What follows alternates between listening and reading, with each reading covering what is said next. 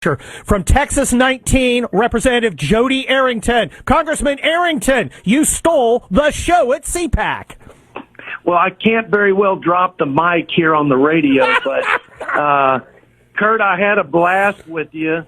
Unfortunately, some very serious issues that are damaging the country could very well destroy it long term. But, boy, you did a fantastic job, and we were in the great state of Texas, which is ground zero for one of the many crises that have been created by this administration. But man, great to be with you in person. Now, good to be with you on your show. Well, I'm glad to have you, Congressman Arrington. You are in Texas 19. You are in a border state. You Texans are the front line for the disastrous open borders policy of the Biden administration, such as it is.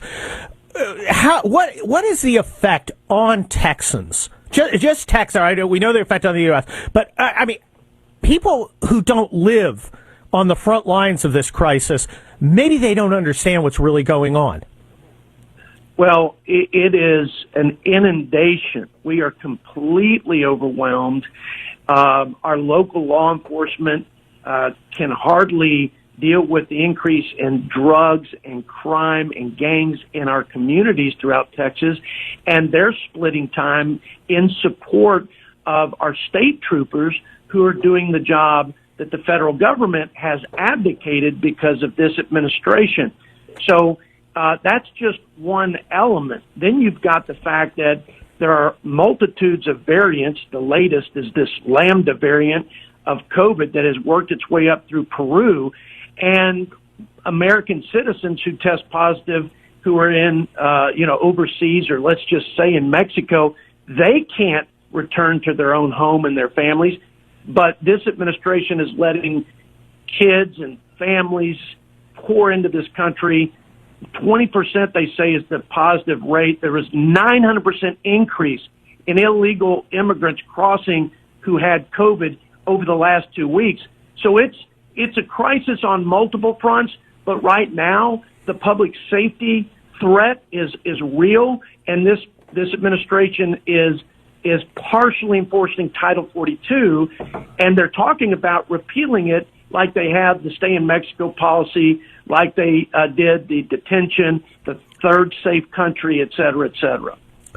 What can we do as Republicans? We are in the minority in the House. We are effectively a minority in the Senate.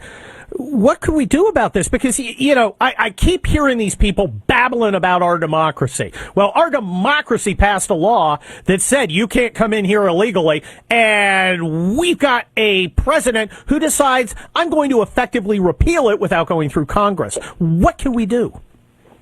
Well, I agree with what you're saying. Let me put it in other words. This president has failed to faithfully execute the laws of the land. That's the sacred oath he has taken. The Constitution guides us all. The Constitution is clear. The number one job is the protection of our citizens, providing for a common defense. But specifically articulated in that Constitution is the guarantee that every state will be protected against an invasion.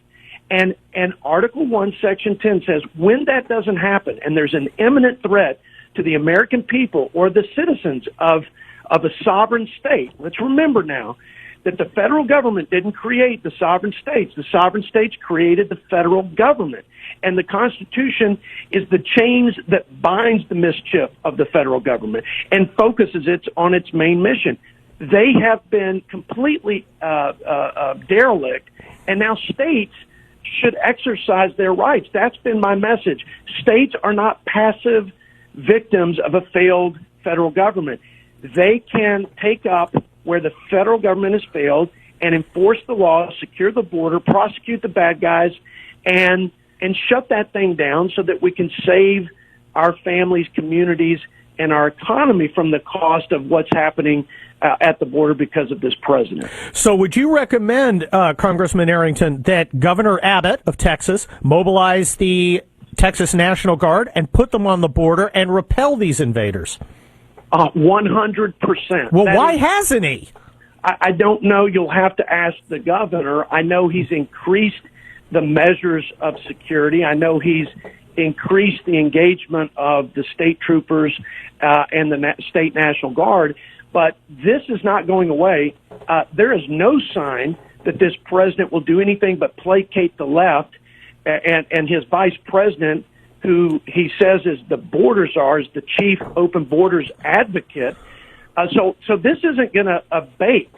And so our citizens deserve and need the responsible leadership of the state leaders to exercise that sovereign power that I just mentioned, which is expressly written into the Constitution. There's never been a more compelling scenario where states have to step up and do their job and put the safety and security of their citizens first. Well, Congressman Arrington, Texas, of course, a great state. I will actually be visiting again this weekend, visiting my in-laws. And I keep hearing that it's turning purple and even blue. Do you buy that? No, I don't buy it. In fact, there was this sort of smaller purple wave during the Beto O'Rourke, Ted Cruz race in the midterms. We had millions of Trump folks stay home. That should be a lesson to the never Trumpers that this, President Trump has rallied a constituency that we haven't seen before, which is a great thing and obviously critical to the future of the Republican Party. But in the last election, we had we covered the most vulnerable seats in terms of defending Republican seats. We kept the state legislature red, so